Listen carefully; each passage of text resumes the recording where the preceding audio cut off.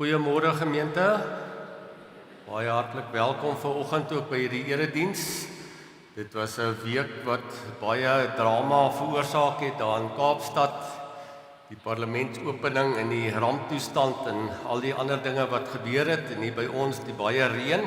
Ek weet nie hoeveel reën julle gemeet het nie.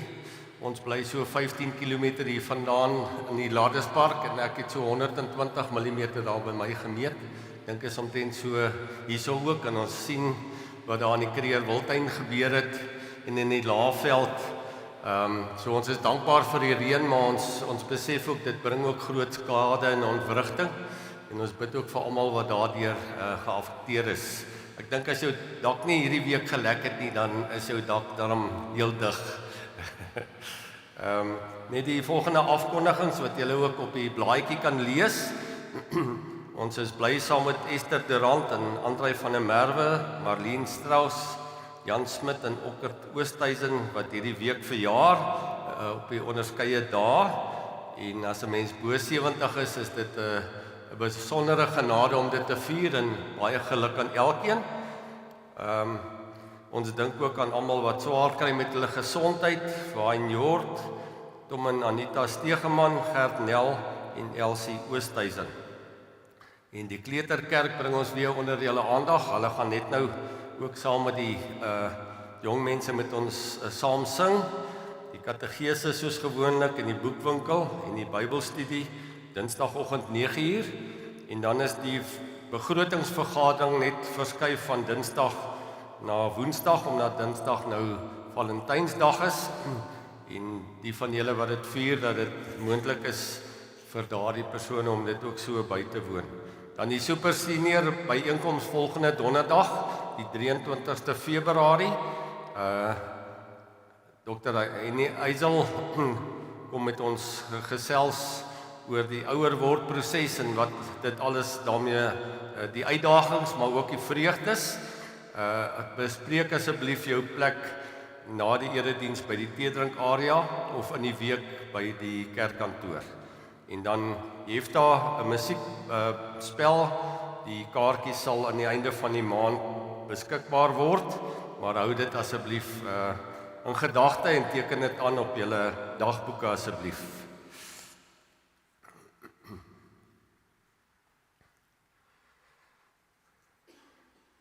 Ek het genoem wat ek in die wêreld om ons raak gesien het wat gebeur het.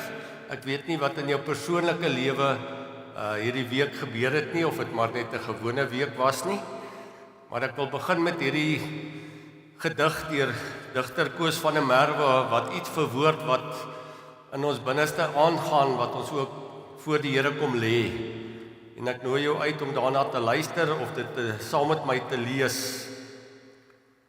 Toe ek vanoggend in u lig kom sit en toe ek stamelend by u voete bid, toe ek soekend deur u boek kom blaai en donker winde in my waai, toe ek dors en honger brood kom vra en my kla en sonde na die bidplek dra, kon ek ooit vermoed dat hier alleen deur boorde hande my sou seën en dat hier in my gebrokenheid ek deel sou word van heiligheid.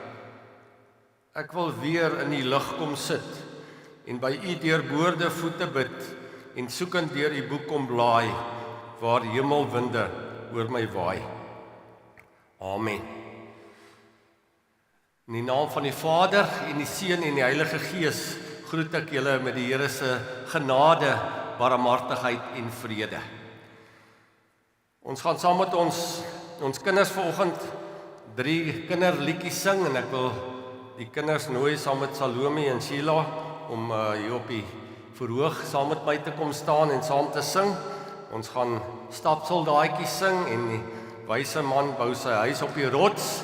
En julle sal sien, die woorde sê die water val en dit spoel, maar die wyse man se huis bly staan en dan my God is so groot, so sterk en so magtig.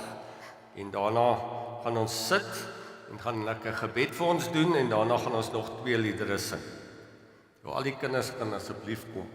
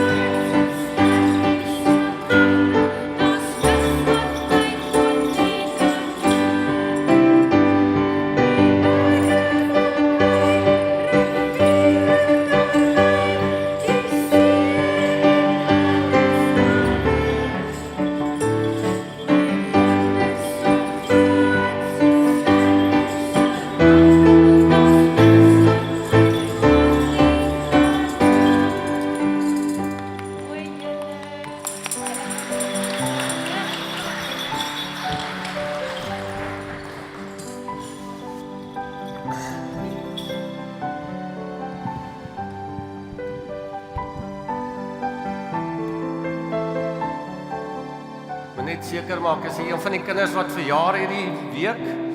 Ek wou julle vra terwyl julle op die kansel staan hier voor, maar dit lyk my nie so nie. Is iemand wat verjaar hierdie week? Dit lyk nie so nie.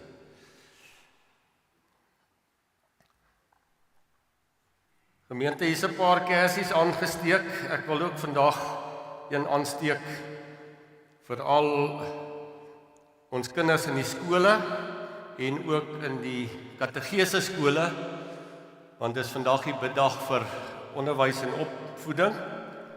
En ek wil ook 'n kersie aansteek vir al die onderwysers en die kategete wat hulle lewe deel met die kinders en hulle lewens belê. Ons weet, ons het elkeen by 'n onderwyser begin wat vir ons geleer het om te lees en te skryf en wiskunde te leer. Ons het almal daar begin.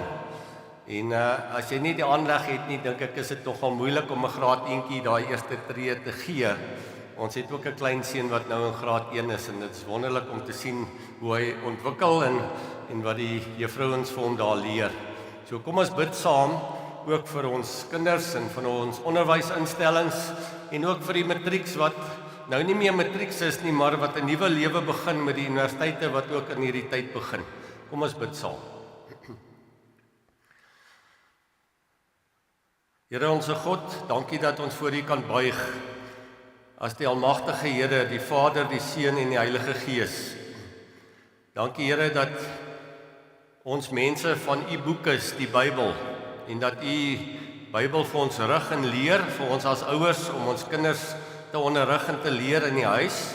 Maar dankie ook vir almal wat spesiale vaardighede en gawes het om ons kinders op skool, op universiteit en ook in die kategese skool van U te leer, maar ook die wyeer algemene kennis van wat ons nodig het om te lewe. Ons bid vir hulle in moeilike omstandighede in hierdie tyd, in die skole en by die universiteite. En dankie Here dat ons kan bid dat U hulle sal begenadig en bemagtig en dat ons ook vir hulle kan bid dat hulle entoesiasties ook hulle vakke kan oordra. Here, ons dra ons land aan U op. Dankie vir die reën en vir die uitkoms oor groot dele, maar ons besef ook Here, daar is groot skade oor groot dele van die land en ons verstaan nie altyd Here die min en die baie nie, maar ons weet dat U die aarde so geskape het en dat U die seisoene so laat voortvloei en vernuwing bring. Daarom vertrou ons U daarvoor, maar ons bid vir almal wat swaar kry in hierdie tyd. Ons vier die lewe saam met almal wat verjaar hierdie week. Almal wat ons die name genoem het wat bo 70 is. Ook hulle wat siek is en worstel met hulle gesondheid en nie vanoggend nie kan wees nie. En dankie Here dat ons kan bid vir die uitdaging om te lewe in hierdie tyd tussen beerdkrag en die misdaad en al die swaar kry. Maar om aan U te bly vashou, omdat U ons Here is wat vir ons sorg en vir ons dra. En dankie dat ons U saam kan aanbid vanoggend. En ek bid dat U deur die woord ons opnuut sal aanspreek, dat U Gees dit sal vertaal vir ons elkeen se lewens, in ons eie ouderdomsgroep, maar ook in ons eie lewensomstandighede. En Here, ons bely dat ons soms van U vergeet, en dat U ons by die agterpaadjies ook omhaal en teruglei na U toe, en dankie dat U Vaderhuis altyd vir ons oop staan, en dat U ons met liefderyke arms ontvang, en dat U ons bekroon. Ons dankie daarvoor, en ons wy onsself aan U toe, Vader, Seun en Heilige Gees. Amen. Terwyl ons so sit, kom ons sing hierdie twee liedere, In die hemel is die Heer, en dan die volgende lied ook, Dankie Siele.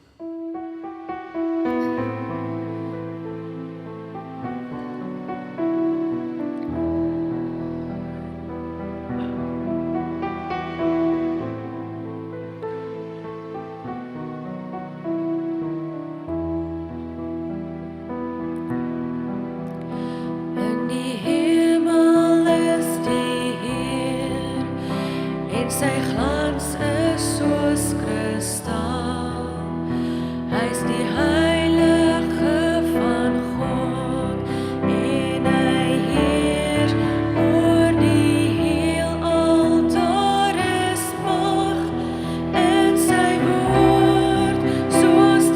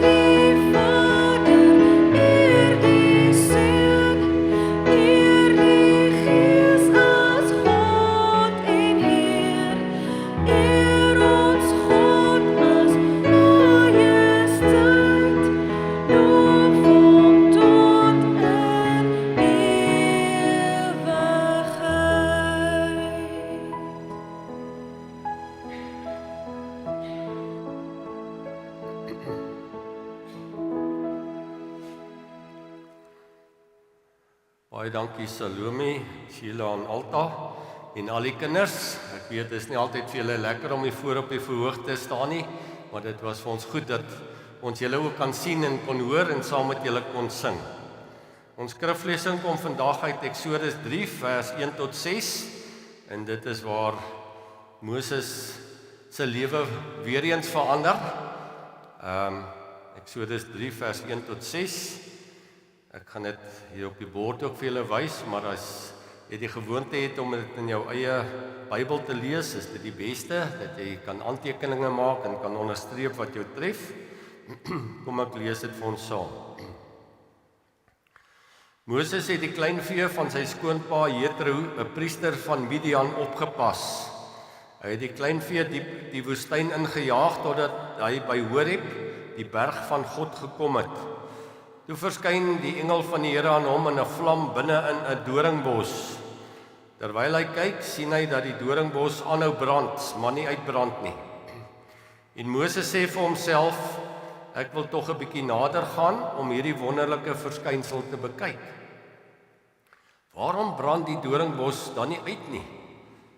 Toe die Here sien dat hy nader kom om te kyk, roep God na hom uit die doringbos, Moses, Moses. En hy antwoord, hier is ek. Die Here sê toe vir hom, moenie nog nader kom nie. Trek uit jou skoene, want die plek waarop jy staan is gewyde grond. Verder sê hy, ek is die God van jou voorvaders, die God van Abraham, die God van Isak, die God van Jakob. Toe maak Moses sy gesig toe, want hy was bang om na God te kyk. Ons lees net tot sover.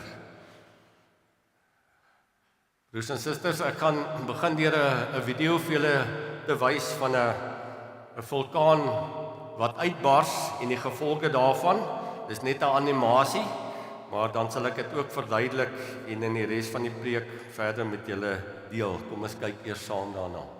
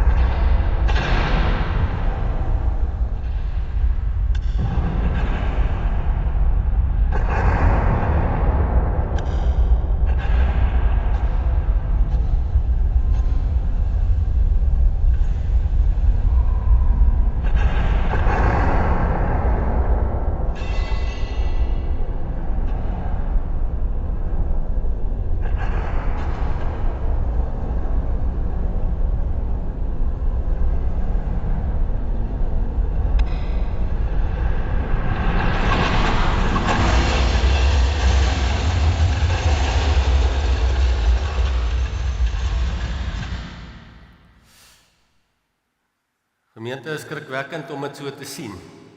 En dis net 'n voorstelling daarvan. Die vulkaan bestaan lank reeds. Maar op 'n dag het hy uitgebars.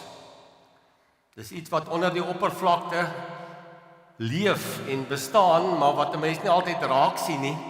Maar dan op 'n dag bars dit uit. En soos julle kan verstaan, voor en na die tyd is 'n radikale verskil. In 1 Kronieke 12 vers 32 is daar van die Isaskar stam die volgende getuienis. Dit is mense wat die tekens van die tye verstaan het en geweet het wat Israel te doen staan. Nou broers en susters, daar's mense nodig om in ons dag ook ons tye en die vulkane en die doringbosse wat bestaan raak te sien. En professor Leonard Sweet is so 'n persoon. Hy het heelwat boeke al geskryf oor die kerk. Hy's 'n teologiese professor in Amerika. Hy was al 'n paar keer op besoek in Suid-Afrika en ek het meeste van sy boeke gelees en ek was bevoorreg om hom ook persoonlik te ontmoet. En hy het 'n baie insiggewende boek in 2019 gepubliseer met die titel 12 Rings of Fire. Die van julle wat graag dieper lees gerus hierdie boek.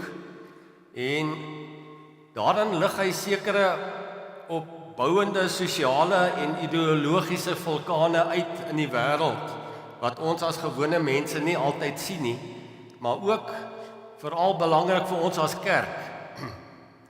Een vulkaan wat hy uitgewys het in 2019 is die moontlikheid van 'n siekte-epidemie, en ek hoef niks verder te sê nie. Hy het 12 Rings of Fire uitgewys. Ek gaan net 3 met julle deel wat ek dink vandag op die kerk in Suid-Afrika ook van toepassing is. Die een is die vyandige kultuur wat teen die Christelike geloof besig is om te ontwikkel. In die westerse wêreld veral. Hy skryf in sy boek dat die GQ tydskrif literêre mense gevra het, watter 12 boeke wat altyd as klassieke leesboeke voorgeskryf is wat jy moet lees, hoef jy nie meer te lees nie. Nommer 12 is die Bybel. Wat hulle sê, jy mors jou tyd om die Bybel te lees. Ons as leraars het die voorreg gehad om by skole en hospitale vrye toegang te hê om mense te besoek en vir hulle te bid, en dit is nie meer vanselfsprekend nie. Hoe is jou werkplek, as jy nog aktief werk? Hoe is die gesindheid daar? 'n Kollega van my wat sy kinders in Nieu-Seeland besoek het hierdie afgelope vakansie sê, jy sal nie God of Jesus in Nieu-Seeland hoor in die openbare domein nie in die skole nie. En broers en susters, soms is aktiewe vervolging die een deel van ignorering van ons geloof, maar soms is dit daai apatie om te sê, glo jy nog, hoekom mors jy nog jou tyd met 'n ding soos geloof? Verstaan ons nou dat as ons die 12 artikels opsê, soos ons verlede week gedoen het, en ons sê dat Jesus gelei het onder Pontius Pilatus, Pilatus wat die verteenwoordiger was van die Romeinse ryk, en dat Jesus ook onder die regering van die dag fisies gelei het, dan is daai vyandigheid niks wat ons beleef op die oomblik nie. Maar 1 uit 10 Christene wêreldwyd word fisies vervolg. Hulle sê 200 miljoen Christene word fisies vervolg, jy word toegesluit, jy word gemartel omdat jy sê ek glo in Jesus Christus. Ons broers en susters beleef dit nog nie so nie, maar sien dit raak dis aan die opbou, en dink maar in die afgelope week wat die gereformeerde kerk hulle bande verbreek het met die Noordwes Universiteit, want die eise van die universiteit op die teologiese opleiding kan hulle self nie meer versoen nie, en dit raak al hoe meer waar by meeste universiteite in Suid-Afrika, daar is nie meer 'n teologiese fakulteit nie, daar is nou 'n godsdienststudies fakulteit. So sien dit raak, broers en susters. Maar ons weet die Here Jesus het gesê, hou moed, in die wêreld gaan julle dit moeilik hê, maar ek is by julle tot aan die volëinding. Die tweede vulkaan wat hy vir ons uitwys, is die voortbestaan krisis van die protestantse kerke wêreldwyd. Ons het vandag die biddag vir die onderwys en opleiding en opvoeding. En daarom is dit gepas om ietsie meer hieroor te sê. Gereformeerde gemeentes, NG, hervormde gemeentes, maar ook in Amerika en in Europa. Die gemeentes verouder en hulle verloor hulle kinders en jong mense, ja, na ander kerke, maar ook dat hulle nie meer aan 'n kerk wil behoort nie.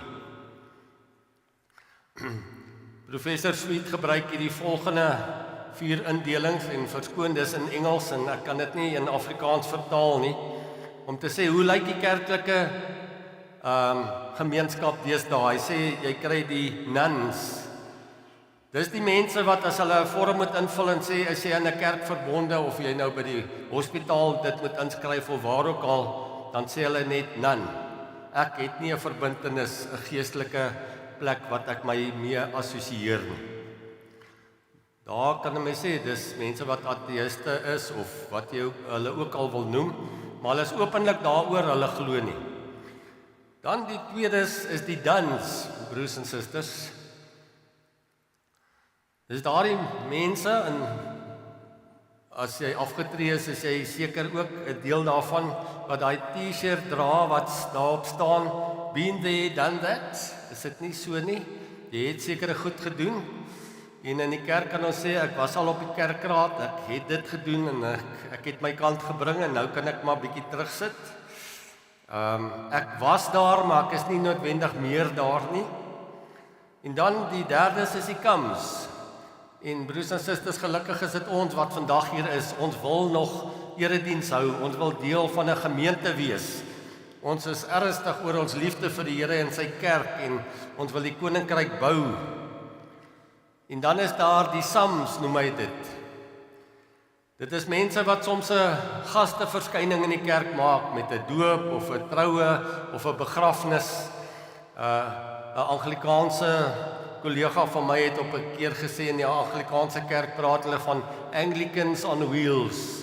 As hulle jou op 'n wielietjies instoot in die kerk, dan kom jy met 'n baba stootkarretjie of as hulle jou kus in die kerk instoot, Anglicans on wheels. Partykeer is jy daar, maar jy's nie ernstig oor jou lidmaatskap en jou geloof nie. Dis net so agtergrond, broers en susters, maar die dieper vraag is, slaag ons as ouers en oupas en oumas daarin om ons geloof en ons liefde vir die Here oor te dra aan ons kinders en ons kleinkinders. En met die matriekuitslae het hulle nou gevra, watter graad eentjies wat begin het slaag matriek, wat is die persentasie? En ek dink die geestelike vraag is, watter kinders wat hier gedoop word in die kerk, lê belydenis af, en kom doop weer hulle kinders ook in die kerk, dat die lidmaatskap voortgaan en groei. Ek weet deesdae het ons baie minder kinders, maar dis belangrik, behou ons eie kinders in die kerk. Ons kry dit baie meer dat mense deesdae sê, ek glo in Jesus, ja vir Jesus, maar nee vir die kerk, weens 'n verskeidenheid van redes. So sien dit raak, broers en susters, dis 'n voortbestaan krisis, want dis soos 'n vulkaan, gaan die kerk oor 50 jaar nog bestaan, soos hy nou bestaan. Moet ons sekere goed raak sien. Die derde ding wat hy uitwys, broers en susters, en dit is baie naby in die huis, ek is ook amptelik al afgetree, is die groei in die silwer generasie. Party van ons hare word net minder en ander word grys. Maar weet jy dat die lewensverwagting 100 jaar terug in Brittanje, in 1917 was dit 50 vir vroue en 45 vir mans. Nou 'n eeu later, weet julle wat dit is? Vir mans is dit 85 en vir vrouens is dit 89. Die triomf van die mediese wetenskap. En dit het baie gevolge dat ons ouer word. En dan besef ons om ouer te word, ons wil almal lank lewe, maar nie een van ons wil oud word nie, want oud word beteken jy het versorging nodig. Jy kan nie alleen mee aangaan nie. En daarom spot professor Sweet so tong in die kies om te sê dat fiksheid is die nuwe geloof en dat gesondheidskos en fietsry die nuwe sakramente is. Gemeente, julle is heel waarskynlik baie langer in 6 Myl Spruit as die maand wat ek hier is. Hoe lyk 6 Myl Spruit se ouderdomsverspreiding? Ek het vir Jackie in die kantoor gevra om dit vir ons te gee, en dis die amptelike databasis. Ek weet hier is van julle wat moontlik nie aangemeld het nie, maar wat hier die erediens bywoon, en hier is heel waarskynlik mense weg wat net nie gesê het hulle is weg nie. Kan julle dit sien? 18 mense tussen 90 en 100, amper 100 tussen 80 en 89. Ek wil maar die groot indeling onderstreep wat ek daar aan die kant geskryf het. Tussen 50 en 100 is daar 719 lidmate en onder 50 726. Maar as ons dink aan die jeug van die kerk en die veroudering van die kerk, dan is daar van 0 tot 20 maar 200 lidmate, terwyl hoorop is ons baie meer. Die vraag is onderliggend, wat is aan die gang, broers en susters? Hoe beïnvloed dit die bediening in hierdie gemeente en ook in die kerk? En ek dink baie van hierdie statistiek en hierdie vulkane wat jy raak sien, maak ons angstig, want wat kan ons daaromtrent doen? Daar is nie maklike oplossings nie, is nie net hier by ons nie, is wêreldwyd aan die gang. Maar ons het soos Isaskar se stam onderskeiding nodig wat om met hierdie tendense te doen. Want Leonard Sweet sê die een is om 'n ding nie raak te sien nie. Dis die een sonde van die kerk en die ander sonde is om te sê daar is nie 'n probleem nie, om dit te ignoreer. En ons sien dit maar in die politiek ook dat krisisse geïgnoreer word om te sê dit is nie 'n krisis nie en ons weet wat dit is die uiteinde. Ek was baie ernstig oor hierdie feite en tendense, broers en susters. Ek wil heeltemal na 'n ander rad oorskakel deur 'n wysheidsverhaal te vertel. Van 'n moeilikheidmaker in die hemel. Sy jong vrou wat vroeg gesterf het en sy het so 'n moeilikheid gemaak in die hemel dat ons sê maar Petrus het vir haar gesê, hoor hierso, die hemel is die hemel. Jy kan nie doen wat jy hier doen nie. Maar sy wou toe terugkom en toe sê hulle vir haar, as jy vir die Here 'n gawe kan bring wat hy graag wil hê, dan kan jy terugkom. En die vraag is ook vir ons, watter gawe vra die Here van ons? En hierdie jong vroutjie het gedink en toe het sy iemand wat sy lewe vir die geloof gegee het, van sy bloed opgevang en hemel toe gebring en Petrus het sy kop geskit. Toe het sy 'n blaai uit die Bybel van 'n bekende prediker soos Billy Graham gaan haal en dit vir Petrus aangebied. En hy het gesê nee, hy dink nie dis wat die Here wil hê nie. Toe bring sy 'n laaste geldstukkie wat 'n weduwee in die kerk se offergawe kussie gegooi het. En sy gaan haal verslete skoene van 'n sendeling wat sy skoene deurgeloop het om die evangelie te verkondig, om dit aan te bied, maar elke keer is dit nie aanvaar nie. En moedeloos sit sy in 'n klein dorpie by 'n fontein. Daar's 'n klein seentjie wat in die fontein se water speel in die dammetjie wat dit maak. En ten spyte van die klein dorpie en wat in die dorpie aangaan, speel hy uitbundig. En hier kom 'n moe reisiger met sy perd aan om water te drink. En hy sien hierdie seentjie en hy kyk in die water om water te skep en hy sien sy gesig in die water en die spore wat die lewe op sy gesig gelaat het en hy begin onbedaarlik huil. En sy het van hierdie trane opgevang en sy is toegelaat in die hemel. Dis met blydskap ontvang. Want hy het besef, wat is besig om van my lewe te word? En broers en susters, in die Bybel is woorde soos berou en bekering omdraai woorde van 'n nuwe begin, wat nuwe lewe bring. En daarom, by hierdie vulkaniese doringbos, word Moses ook gekonfronteer soos hierdie man in die verhaal.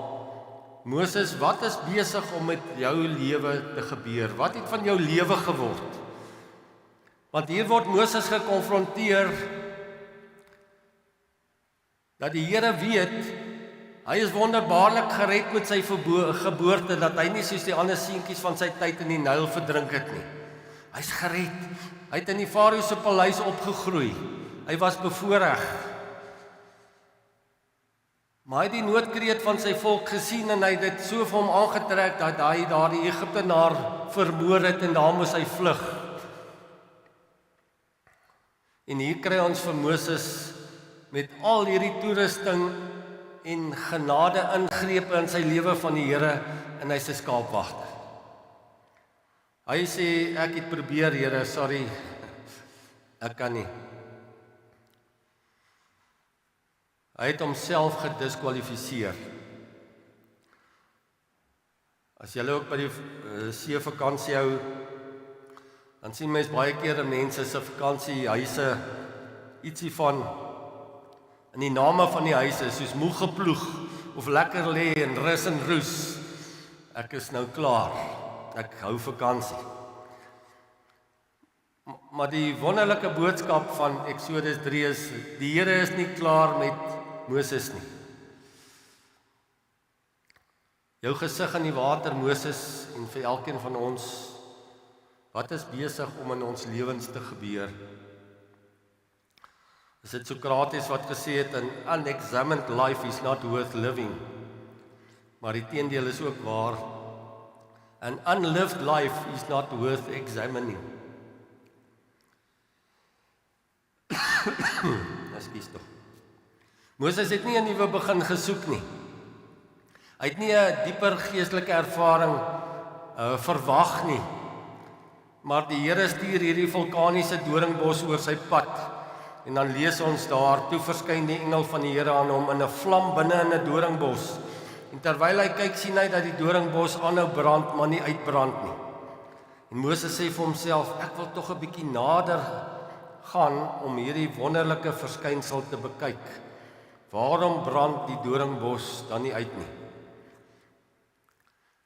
Gemeente Suid-Afrika het baie doringbosse wat in hulle name vertel hoekom ons hulle vermy. Julle ken ook die name. Die hak en steek.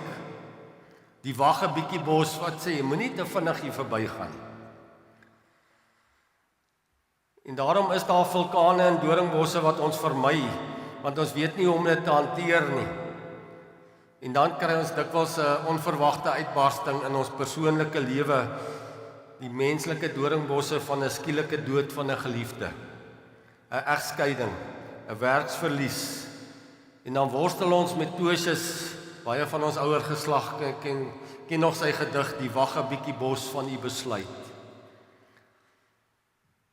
Gemeente, die afgelope week was die aardbewing in Turkye, 20.000 mense dood. Ons het die aangrypende video's gesien van die reddingswerk en die verwoesting. 2 weke terug het die lewe normaal daar gegaan soos dit gewoonlik gaan. Nou is dit radikaal anders. Dink maar nie om die oorstromings hierdie week, ook in ons omgewing, die 6 myl spruit wat die Henopsrivier word en die verwoesting wat dit ook gebring het. Die oorlog in Oekraïne. Die aanhaling van die week wat my getref het, is daardie Amerikaanse politikus wat gesê het, jy kan net so min 'n oorlog wen as wat jy 'n aardbewing kan wen. Daar's nie wenners nie. En daarom vermy ons dikwels hierdie dinge. Onthou ons nog die Julie onrus, onderliggende sosiale vulkaan, omdat mense kwaad is vir swak dienslewering, soos ons ook, oor die armoede, oor beloftes, die impak van beerdkrag, werkloosheid, armoede, sien ons dit raak. Kan ek met julle nog 'n skrifgedeelte deel, wat ek dink baie min mense al raak gelees het, en toe ek dit raak lees, wil ek dit graag met julle deel in Rigters 9. Weet julle dat daar in die Ou Testament ook gelykenisse is? En ek het van die woorde vir julle hier uitgedruk. Rigters 9 vanaf vers 8, en ek gaan hom so 'n bietjie korter lees, want dit is Jotam vertel, hy het op die Gerisimberg gaan staan en vir die volk in daai tyd, die volk was nog nie soos hulle later onder Dawid was nie, hulle was nog onder die rigters. Luister na my leiers van Sichem, dan sal God na julle luister. Die bome het op 'n dag gegaan om vir hulle 'n koning te salf. En hulle het vir die olyfboom gesê, wees koning oor ons. Maar die olyfoom het vir hulle gesê, moet ek my olieprys gee waarmee eer betoon word aan gode en mense? Moet ek tussen die bome gaan ronddwaal? En toe sê die bome vir die vyeboom en vir die wingerdstok presies dieselfde, maar dieselfde antwoord kom, nee, ons is te kosbaar, ons is te vrugbaar. En toe sê die bome in vers 14 vir die doringbos, kom wees jy koning oor ons. En die doringbos sê vir hulle, as julle my werklik wil salf, sodat ek koning oor julle kan wees, moet julle almal in my skaduwee kom skuil. Wonderlike belofte.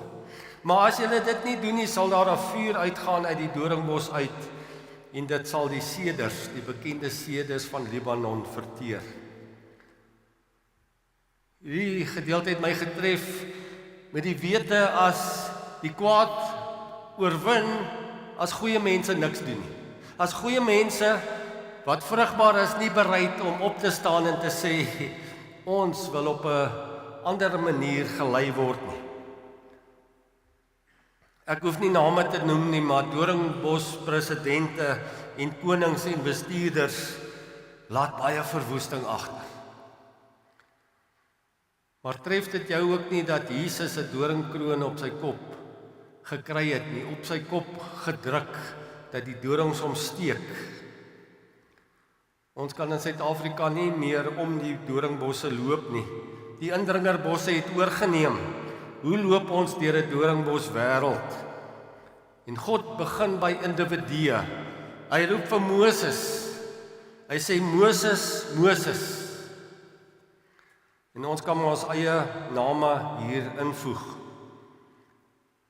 Ek glo ons is hier omdat ons die woord van die Here wil hoor. En as ons 'n ons is dit baie makliker om dit te hoor, om te sê, ja, ons hoor die woord van die Here. Maar as die Here met my persoonlik praat, dan sê ek, nee, wag so 'n bietjie Here, wag so 'n bietjie. Die wonder dat God Moses by die naam ken, dat hy Moses sy geskiedenis ken, sy mislukkings ken. Hy ken die roete hoe hy hier gekom het by hierdie berg, dat hy hier wegkruip en net 'n skaapwagter is. Gemeente, hoor ook God se roeping oor jou lewe, wat jou in die hart tref. Roeping is dit wat jou in die hart tref, dat jy nie kan wegkyk nie. Moses kon nie hierdie doringbos ignoreer nie. In Engels het hulle gesê, seek your calling in what grabs you and won't let you look away. Moses se verweer was, jammer Here, ek het probeer en ek het misluk, ek het op my manier probeer met krag en geweld. Maar gemeente, ons sien dit nie dadelik raak in die teks nie, want ons is nie attent op die aardrykskunde nie. Daar staan, by Horeb, by die berg van God, het God vir Moses geroep. As Moses later by hierdie selfde berg verbytrek, wat gebeur daar? Weer donderweer en blitse en hulle ontvang die 10 gebooie by hierdie geskiedkundige berg. Dis by hierdie berg wat Elia ook later onder die besembos wegkruip en sê, Here, ek gaan maar eerder dood, ek kan nie meer nie. Moses het per toeval, sou hy sê, na die berg toe gekom, maar die Here het vir hom daar gewag. En Moses se antwoord is 'n wonderlike antwoord. Hier is ek, Here. Die nuwe lewende vertaling, die van julle wat dit lees, staan daar, dit is ek. Ek erken, Here, dis ek daai, dis my naam daai. En God roep mense om doringbosse te kap en paadjies te maak, dat mense weer daar kan loop. En dis die appel van die Here op ons lewens, om te antwoord op hierdie roeping. Ek het die afgelope tyd julle uitgedaag om julle weer te verbind aan die gemeente, aan die Here, saam met die nagmaal. Ek het met julle 1 Korintiërs 12 behandel om te sê, elkeen van ons het 'n genadegawe ontvang waarmee ek die Here kan dien. Dis dikwels in die kerk, maar dis dikwels ook in jou gewone werk om jou gawes daar uit te lewe. Maar dit begin alles hier om te antwoord en sê, Here, ek besef, U wil ook met my lewe iets doen. En daarom kan ons roeping ons na nuwe plekke toe lei. Vir Moses het dit beteken, hy moet teruggaan Egipte toe, wat hy nie graag wou doen. Maar alles begin by hierdie antwoord, hier is ek, Here. Onthou julle nog Martin Luther se verklaring, waar ons kerk, die protestantse kerk, begin het, toe hy met daai stellings van hom voor die kerk deur gestaan het, toe het hy gesê, hier staan ek en ek kan nie anders nie. Ek moet hierdie ding doen. En dan die skoene uittrek is baie simbolies. Die begronding om plat op die aarde te wees. Maar iemand het ook so tongenetjies gesê, as jy op die warm woestynsand staan, kan jy nie vinnig weghardloop nie. Die Here hou vir Moses daar tot hy antwoord. Wat beteken dit vir my en vir jou as ek sê, hier is ek, Here? Dit beteken ek moet erken, wat is my ouderdomsgroep? Wat ek vir julle gewys het, hoe lyk die gemeente? Waar is ek? Waar is ek nou in my lewe? Waarmee is ek nou besig? En dit vra ook vir ons as 6 Milespruit gemeente, waar is ons? Hoe oud is ons? Wat is ons gawes? Ons gaan deur 'n stroomversnelling met die gebeure rondom ons in die kerk, soos ek vir julle uitgewys het in die wêreld, en met Daniel in Pat se aftrede en weggaan. Hoe gaan ons dit hanteer? Hoe gaan ons vorentoe? Ons eerste reaksie is gewoonlik, ek wil eers klaar matriek skryf, of die kinders moet eers uit die huis uit wees, of ek wil eers dit doen, dan sal ek. Maar die Here sê vir ons, soek eers die koninkryk van God, en dan sal hierdie goed vir jou bygevoeg word. Hoekom praat God deur 'n doringbos met ons? Dis 'n simbool dat God, daar geen plek is waar God nie is nie. Hy het die doringkroon gedra. En daarom, broers en susters, die roeping is die heilige grond waarop elkeen van ons staan. Dat ons kan terugdink daai dag toe ons lewens vir die Here gegee het, of bewus geword het om te sê, ek is 'n kind van God. Maar God wil ons verder uitdaag om die gawes wat ons het in sy koninkryk te gebruik. En as ek so 'n bietjie dieper delf om vir julle te sê, in Genesis word God vertaal met die Hebreëse woord Elohim. En hier in Exodus is die eerste keer wat God daai naam gebruik, wat ons moeilik uitspreek en wat die Jode nie eers wil uitspreek nie. Hy stel homself as Jahwe voor. Ek is wat ek is. Verkeerlik word dit soms as Jehova uitgespreek. Maar dis God wat sy hart hier openbaar deur te sê, ek sien die vulkaan in Egipte waar die volk sê, waar's God? Ons kry swaar, ons moet meer en meer werk en ons het nie klei om die stene mee te maak nie. Het God ons vergeet? Waar's God van die belofte aan Abraham, aan Isak en aan Jakob? En dat God ook Moses se hart ken. Gemeente, ons lewe in 'n stad vol doringbosse, maar ook brandende bosse wat ons God se teenwoordigheid kan sien en ervaar en waar die Here ons by die naam roep. Vir Moses het hierdie vlam binne in hom bly brand en die Here het hom ook gelei deur die vuurkolom in die nag. En Dawid het later ook gebid, stuur u lig en u waarheid, Here, dat u my lei.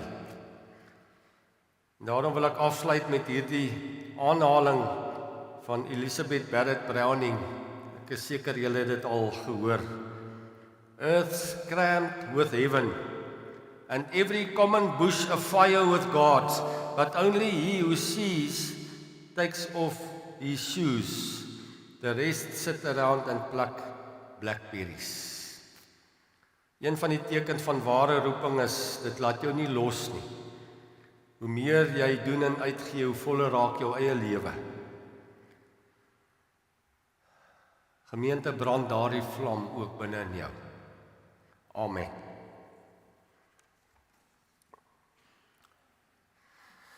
Ons kerkvader Augustinus het hierdie gebed gebid en ek wil jou uitnooi om dit saam te bid. Ek lê my hele hart op die altaar van aanbidding, 'n brandoffer van lof aan U. Laat die vlam van U liefde my hele hart aan die brand steek.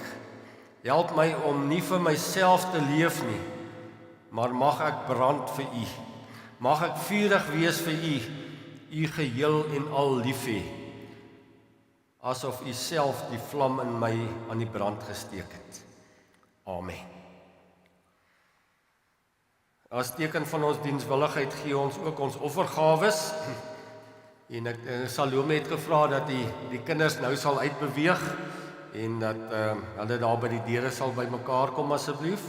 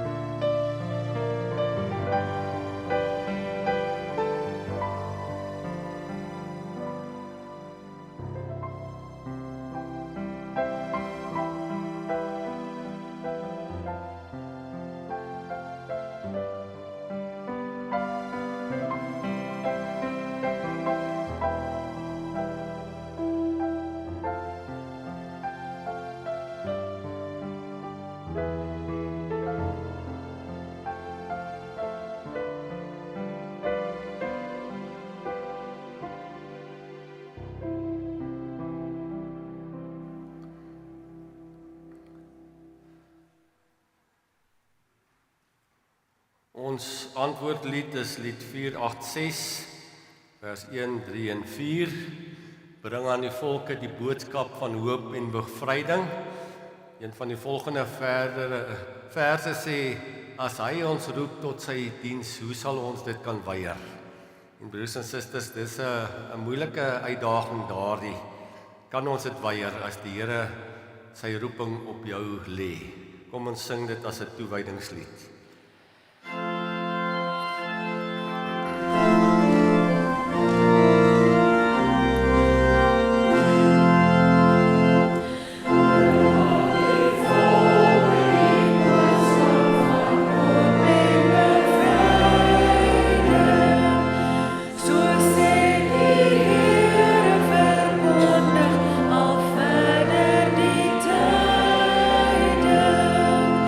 Daar is my